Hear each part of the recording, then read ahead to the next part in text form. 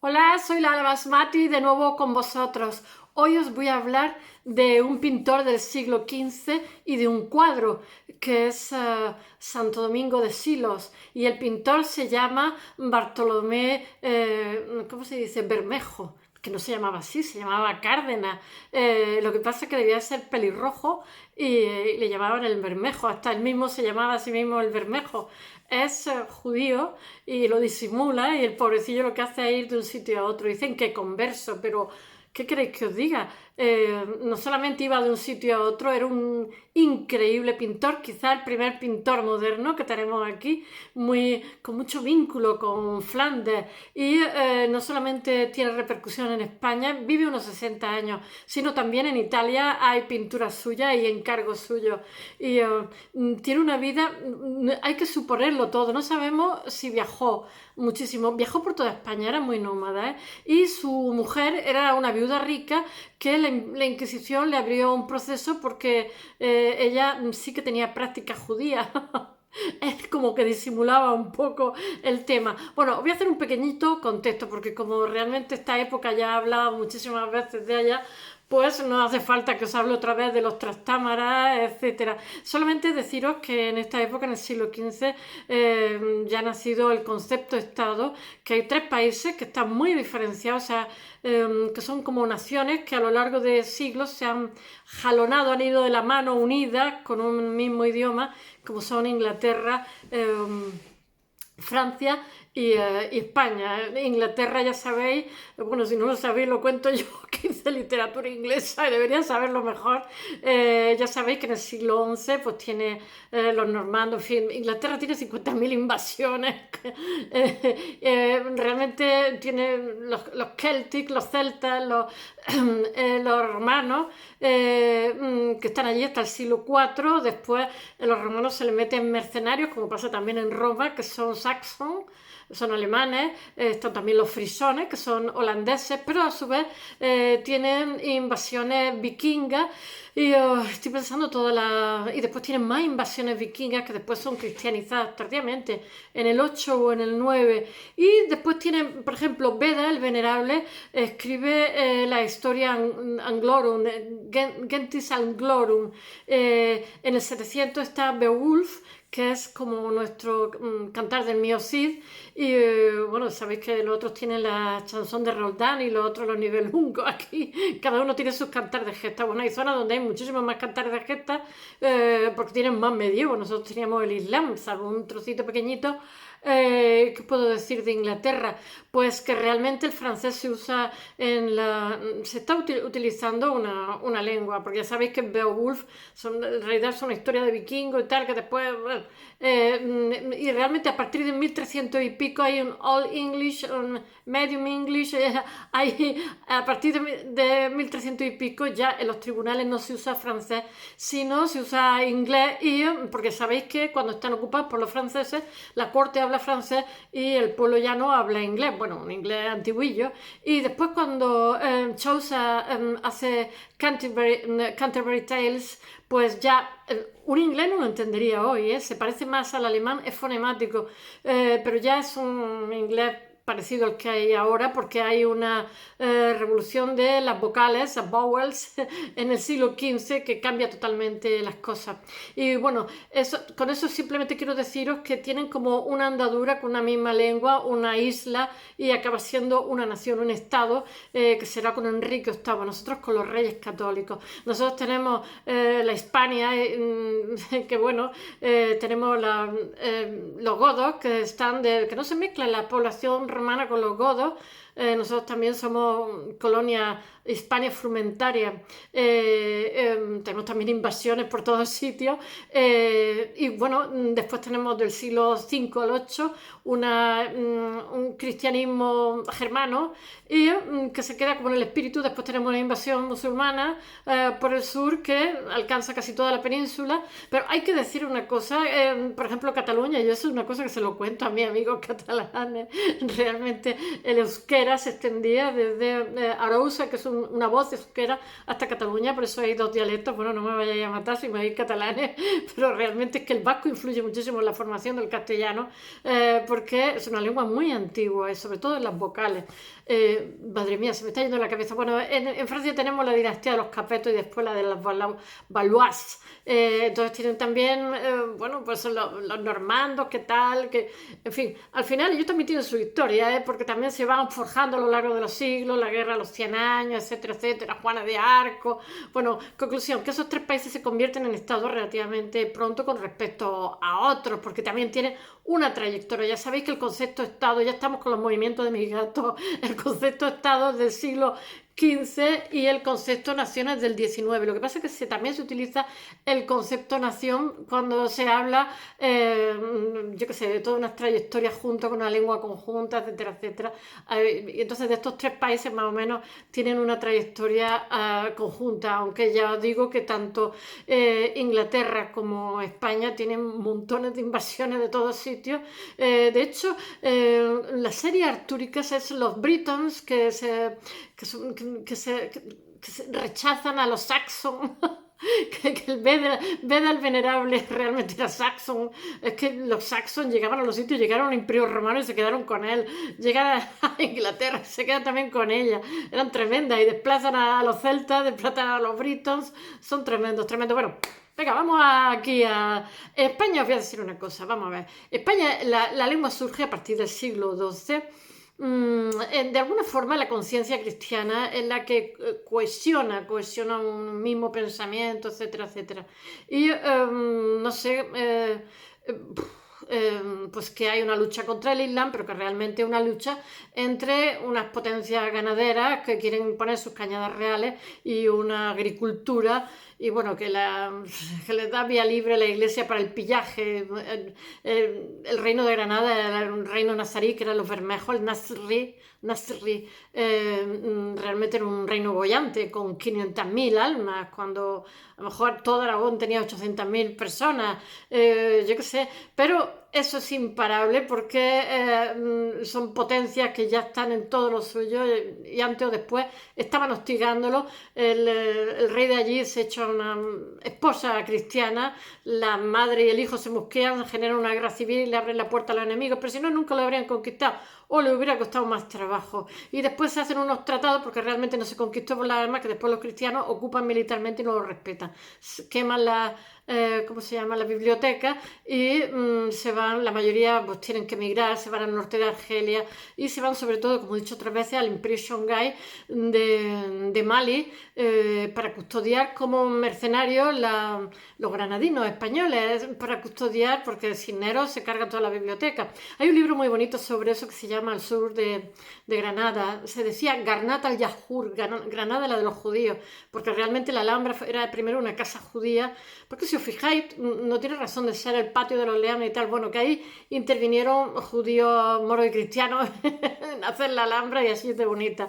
Ya sabéis, como la casa mala parte de allí, muchas manos, muchos criterios, y al final el resultado es bastardo y es maravilloso. Bueno, ¿dónde iba yo? Así, se me olvidaba contaros, nuestro artista Bartolomé Bermejo va a trabajar en la época de los Reyes Católicos. La época de los Reyes Católicos, matrimonio de los Reyes Católicos, un matrimonio de conveniencia, porque realmente, yo qué sé, Castilla era una potencia ganadera fantástica en aquel momento, hacen muchísimas exportaciones que después no serán rentables, pero ahora sí lo son. Y bueno, que tienen intereses, estamos también condenados a entenderse, Castilla y Aragón. Tienen intereses ganaderos, comerciales y marítimos Castilla, y Aragón tiene necesidad de defensa que Castilla se lo proporciona, porque tiene, ¿cómo se llama? Las posesiones que tiene en Italia, que son Cerdeña, Sicilia, no me acuerdo más, y Nápoles. Tiene a Francia, la amenaza francesa ahí hostigando todo el día. Entonces le viene muy bien el matrimonio con Castilla, porque, bueno, aparte de que España ya es una potencia, le puede poner freno a la expansión francesa también. Y bueno, que nuestro pintor Bartolomé Bermejo va de 1900 de 1900, yo no sé lo que digo, 1440, y aproximadamente muere a final de siglo, o sea que pilla totalmente el reinado de los reyes católicos. Y he de deciros que Castilla tenía en esta época, en el siglo XV, tiene 4,5 millones de habitantes. ¿Sabes tú que solo tiene Madrid? Y entre Madrid y su área metropolitana seguro que lo tiene. 4,5 millones de habitantes, Aragón tiene 850.000, Navarra 1.200.000 y el Reino de Granada tiene 500.000 almas. Y ahora os cuento Bartolomé Bermejo, y su cuadro que he elegido, que es maravilloso, se llama Santo Domingo del siglo 1477. ¿Sabéis? Vamos a ver una cosa, no sé por dónde empezar. Se hace una exposición en el Prado en el 2018, sobre este señor. Este señor, cuando muere, a finales del 15, es totalmente olvidado. 5 siglos, ¿eh? Tela. Entonces, en el siglo XX, a principios del XX, no me acuerdo, tiene un apellido valenciano, no me acuerdo cómo se llama, no sé si sería valenciano, pero tiene un apellido catalano, valenciano. Lo descubre un señor que se dedica al arte, lo descubre, lo redescubre, y entonces, de pronto, porque este señor, estamos en el gótico casi ya está entre el gótico, renacimiento, tal, pero más gótico que otra cosa, es de Flandes, tiene una influencia de Flandes, el primer pintor español, el primer pintor español moderno, por decirlo de alguna forma, ¿no? Y entonces tiene tanto éxito que entonces lo copian muchísimo y lo venden como si fuera suyo. Entonces, mira, se hizo una exposición en el Prado en el 2018 y se vendieron 1.000 catálogos y fueron 100.000 personas. Y dice que el que lo... me hace mucha gracia, el que la organizó, que consideran que ha sido un éxito, porque un gótico que venda 1.000 catálogos y que vayan 100.000 personas, porque ya sabéis que los góticos se pasan un poquito la perspectiva por aquel sitio. Y bueno, pero es que su pintura es maravillosa, a mí también me ha dejado como wow. Y bueno, y además ahora os contaré la historia de este cuadro, los comulgaron y todo, porque hizo un contrato y resulta que no terminó el cuadro. O sea, los contratos, no vayáis a creer que los contratos eran mancos en esta época, ¿eh? Le pagaban bien, pero tenía unas cláusulas leoninas, y una de las cláusulas era la excomunión, que si no lo terminaba era un retablo. Y claro, no lo terminó, se fue, adiós. Y lo terminó. Él resulta que se movía, como era judío, se movía judío disimulado, aunque digan converso, judío disimulado, se movía nos da igual, la verdad, porque su pintura es tan maravillosa que me pasa como los temas de sexualidad o las esposas que tenga o los ligues que se echan, me den igual. Este señor se mueve por toda la geografía española. Lo mismo trabaja en Toledo, que trabaja en Daroca, que es de la provincia de Zaragoza. Lo mismo trabaja en Cataluña. Él es de Córdoba y bueno, pues en cuanto a los tíganos y tal, y resulta que como son gremiales los pintores, pues para poder pintar tiene que asociarse con uno que sea del gremio. Y claro, como este es muy buen pintor y con quien se asocia muy mal pintor, eso no le gusta nada. Y además tiene muchísimas manías, está leyendo artículos y artículos. Por ejemplo, cuando pinta en Toledo no sé qué cosa... compra unos cerrojos para que nadie vea cómo pinta, porque os voy a decir una cosa, es el primero que utiliza de alguna manera no, el primero que utiliza el óleo en España. Entonces claro, el óleo te permite una precisión fantástica, y además de eso utiliza composición como las personas que en Cataluña, en Barcelona lo hace, no me acuerdo cómo se llama el cuadro. Entonces el que paga, que sale allí, bueno, tiene ahí ya una clase, no media, pero sí una burguesía que está chochando, y entonces que son más sofisticados, que tienen más conocimiento, y entonces le exigen a los pintores, como dije el otro día, no me acuerdo cómo se llamaba, el de Messi, el de Messina, Antonello de Messina. Entonces ya hay una clase social también, que no son los nobles, adinerada, que son más sofisticados a la hora de hacerle un encargo a los pintores, y esa suerte tenemos. Entonces le obligan a que hagan un tipo de composición. Él te hace una composición muy de Flandes. No sabemos si llegó a conocer Flandes, si llegó a visitar. Ni siquiera hay encargos suyos y hay cuadros suyos en Italia. Os voy a decir una cosa, este cuadro de que hablo hoy parte de un retablo. Es un desastre lo que hacían con los retablos. Es un retablo que en 1800 y pico se desmonta y entonces la parte central, que es Santo Domingo de Silo, está en el Prado. Adiós, gracias. Porque las otras tablitas, una las pintó él y otras las pintó su socio de allí, que se tuvo que unir para poder trabajar en esa zona, porque si no, no lo dejaban trabajar. Y bueno, he de deciros que a Santo Domingo de Silo, que lo pinta así como rígido, inerte. Es un cuadro precioso, ¿eh? Y le pone una capa pluvial con un báculo. Y lo he visto cuando este señor era un abad, o sea, era un monje, vestido de monje, con voto de pobreza, pues, pero se sospecha, tener en cuenta que este señor vive en el año 1010, 1020, no sé exactamente, pero por ahí. Y el Silo no se llamaba Santo Domingo, a raíz de que a él lo hacen prior de este lugar, pues lo hacen después santo y después le cambian el nombre, entonces a partir del Santo Domingo, pues ya es Santo Domingo de Silo. Se llamaba de otra manera, que era un lugar a la manera Cluny. Y, y bueno, que ya sabéis que, bueno, y Gonzalo Berceo le hace una biografía a su vida, o sea, estamos, pero eso son 4 o 5 siglos antes de que se pinte este cuadro. Pero entonces la sospecha que hay de que lo pinte con esa capa pluvial, con ese báculo, con el, ¿cómo se llama la cosa esa de pez en la cabeza, con unas piedras preciosas y tal, pues se supone que son los orfebres lo que le encargan. O sea, son los patrocinadores, los sponsors que dicen ahora, que queda mejor decirlo en inglés, de lo que es ese retablo maravilloso. Ese retablo me parece que le dan 4 años, es en Daroca, es una pasada, me parece que es óleo sobre tabla y bueno, está en la parte central y suponen por los, ¿cómo se llaman? Las espigas, porque parte está en colecciones privadas en Cataluña. Mira, solamente os voy a decir una cosa. En el Museo del Prado, cuando se hizo en el 2018, la exposición, se hizo una exposición de 50 cuadros, de 50 obras, mejor, y de esas 50 obras que venían de la National Gallery, están por todos sitios, estos señores de muchísimo, que les costó, no sé si 10 millones de libras o 40 millones de libras, no sé, pero más pequeñito que el que hay en el cuadro, ¿no? Que en el Prado, ¿no? Pues no sé lo que iba a deciros. Ah, sí.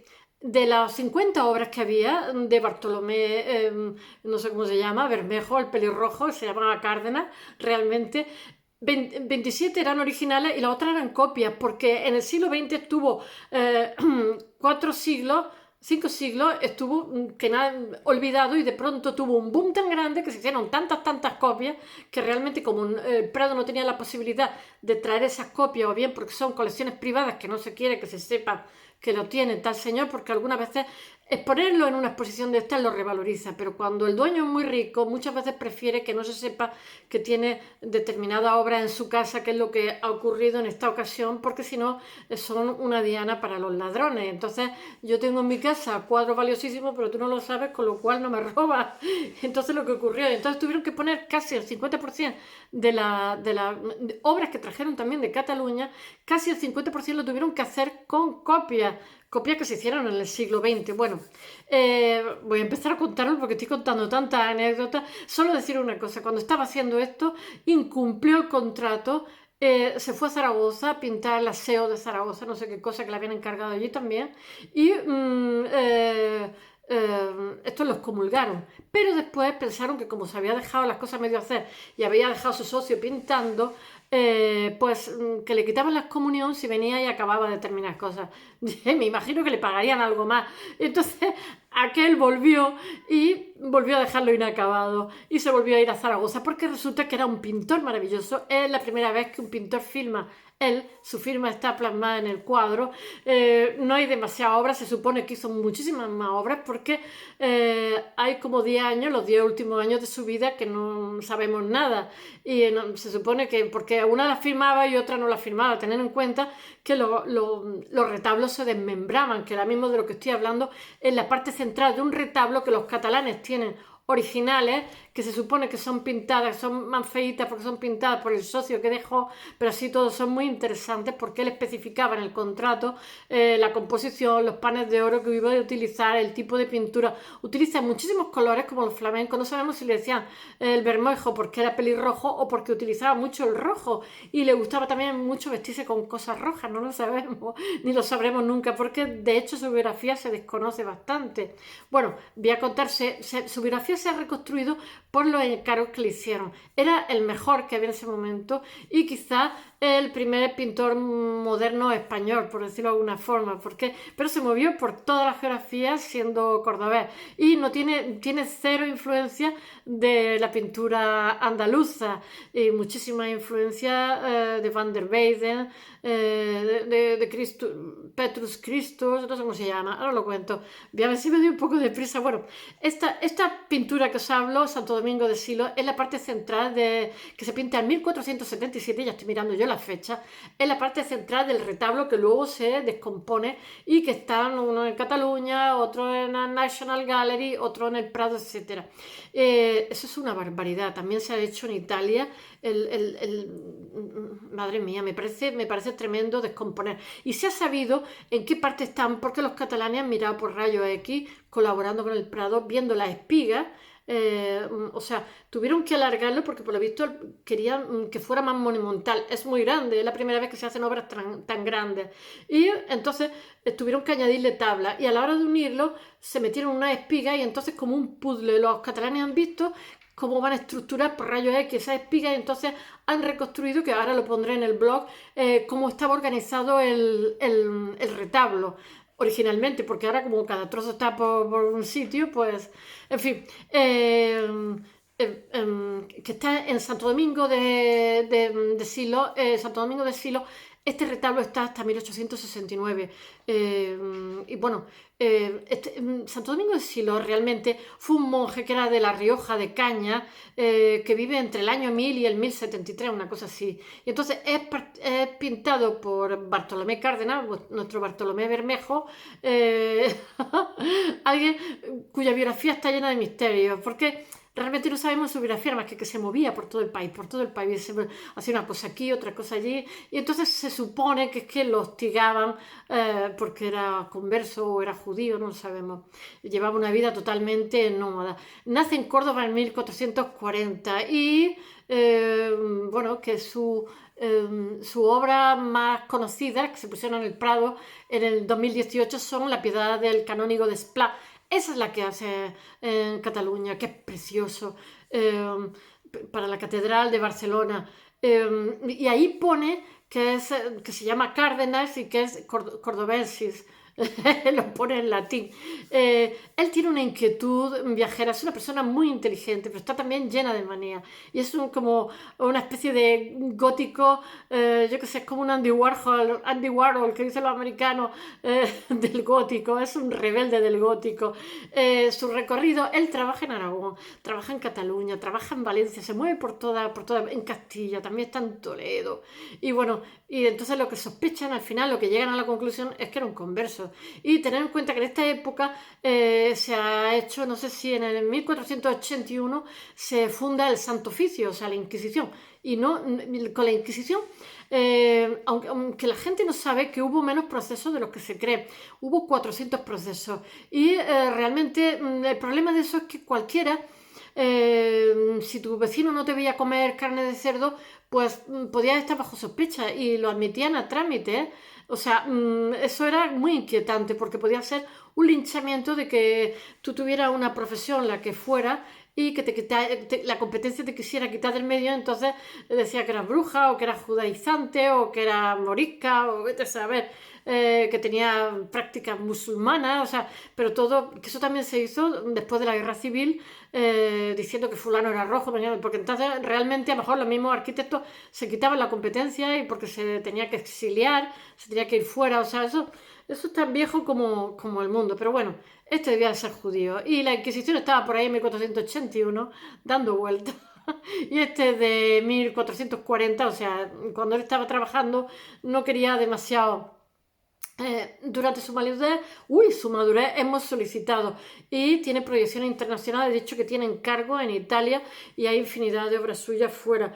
Pero este señor es mal conocido por el gran público, ya me he dado cuenta, porque la exposición que hicieron en el Prado, la gente no lo conocía, o sea, siempre está muy bien, Velázquez, no vayáis, en fin, no vayáis a creeros que yo, pero es que algunas veces los árboles no nos dejan ver el bosque, o sea, tenemos infinidad de pintores, una cantera de pintores buenísimos. Realmente es el primer pintor moderno español que firma sus cuadros y aunque el concepto de España es como está reciente, España, creo que sabéis que vengo de filología, España es una voz provenzal, no es una voz española, nunca mejor dicho. Y realmente el concepto España, cuando se afianza con los reyes católicos en el siglo XV, con la creación del Estado, que realmente no se llega a una, ¿cómo se dice? Cohesión administrativa, porque si no, no tenéis que pensar nada más que Felipe II con el affair de Antonio López, o sea, todavía los fueros, tal, o sea, hasta la Primera República prácticamente no se llega a una unión administrativa, por decirlo. De alguna forma se tarda varios siglos, entre otras cosas es caro y complicado. Bueno, esta es la época que vive, él es coetáneo, es contemporáneo de los reyes católicos y de un país que se ha constituido en Estado, que todavía tiene, que se está anexando Navarra, que todavía tiene el tema de los musulmanes en, ¿cómo se llama?, en Granada, y que también se proyecta con el viaje a América de Colón. O sea, es un país con muchos vínculos internacionales por las bodas de los hijos de los reyes católicos, o sea, es una potencia en expansión en este momento. Y bueno, España era muy del gusto, más que del gusto italiano, que eso es en el siglo XVI, porque los italianos están muy intelectualizados en su pintura. Le gustaba mucho Flandes, que también Flandes era una colonia, y los primitivos flamencos, pues no sé, aquí tenían muchísimo éxito y además de eso ellos vienen a España. No solamente es que los españoles van a conocer su pintura, sino que ellos vienen a la corte española a trabajar aquí. Y entonces este tiene como una especie de estilo hispano-flamenco, o sea, tiene muchísima influencia de los Países Bajos. Bueno, que realmente es un espíritu modernizador, porque ya sabéis que él está, digamos, saliendo de la Baja Edad Media, del gótico internacional, y ya sabéis, esa influencia que hay en el último tramo de la Edad Media, que es muy interesante, que se dedicaba a los códices, a iluminar libros, y que ya es un gótico menos rígido, por decirlo de alguna forma, más bonito también, que utiliza muchísimos más colores, tiene más vivacidad, es más expresivo, y bueno, que en esta época también es simultáneo el Renacimiento. Tenemos que tener en cuenta que Italia ha empezado 100 años antes del humanismo, es mucho más temprana con este estilo, y que ya está ahí y que ya está la influencia en la calle. Bueno, pero sin embargo en España somos más del gusto de los flamencos porque tienen como una espiritualidad más intacta, y nosotros tenemos el tema de los musulmanes y como que también tenemos la influencia de no me acuerdo cómo se llama, un filósofo, Ockham, no me acuerdo. Y hay una influencia en el pensamiento. Yo digo que Italia, el triunfo en España es de la pintura italiana, del arte italiano a partir del 16. Pero ahora mismo, en el 15, España es más del gusto de los primitivos flamencos. Y entonces tenemos Jean Van Eyck, que dicen ellos. Está también Juan de Flandes, un Guas Siloé, Egas. Pero de los españoles que viajan allí son, tengo que leerlo porque no me lo sé todo, Luis Dalmau, Pedro Berruguete y quizás nuestro Bartolomé Bermejo, nuestro Bartolomé Cárdenas, porque tiene, o sea, conoce demasiado bien el arte, o sea, la pintura de los Países Bajos, demasiado bien su forma de componer, su forma de dar colores, su precisión a la hora de describir la naturaleza, de hacer una Jerusalén mítica, de los cielos, las tormentas, los oferentes que están, no sé, las ventanas que están allí, bueno, no sé. Y yo qué sé, que quizás es que los flamencos tienen un realismo, una expresividad y un patetismo que son del gusto. Ya sabéis que de hecho tenemos la mejor colección de primitivos flamencos, no me canso de decirlo, yo siempre lo he achacado que nosotros éramos la metrópoli y los robamos, pero ahora mismo empiezo a sospechar que es que era del gusto de la gente de aquí, era de una espiritualidad de muchísima dulzura y estaban menos intelectualizados que los italianos, como he dicho antes. Y bueno, eh, Guillermo de Ockham, es que no me salía el pensamiento, la influencia del pensamiento que estudia ¿cómo se dice? La naturaleza en su diversidad y individual. Ya sabéis que en cada época hay una sensibilidad, hay un pensamiento que triunfa. Y bueno, que nosotros en esta época de los Reyes Católicos y de Bartolomé Bermejo, la sensibilidad está más cerca de Flandes que de Italia. No lo sé por qué. Bueno, que la reconquista no se ha terminado todavía y que bueno, que los cuadros que se hacían en Flandes eran también como de mucha devoción y que eso está como la antípoda de la cultura árabe. Y Bartolomé Bermejo, quien le gusta mucho, quien imita, por decirlo de alguna forma, porque él construye un discurso propio, es a Van der Weyden, Petrus Christo y These Boats. Y bueno, que lo contratan para hacer este cuadro de la que estoy hablando el 5 de septiembre, pero menudos contratos. Por eso estos cuadros, aunque estén o no estén firmados, se sabe su autoría por los contratos y las cláusulas leoninas que tenían. No me creo que los contratos con cláusulas leoninas son de hace 5 minutos, madre mía, que va, que va. Pero este era tan buen pintor que hasta se pudo permitir el lujo de no cumplir el contrato. Bueno, no había tantos pintores como él, con esa autonomía y esa forma de hacer las cosas tan personal, tan particular. Bueno, que hace el retablo de esa iglesia consagrada en Daroca, Santo Domingo de Silos, que ese retablo después se desmonta y se ven de forma separada.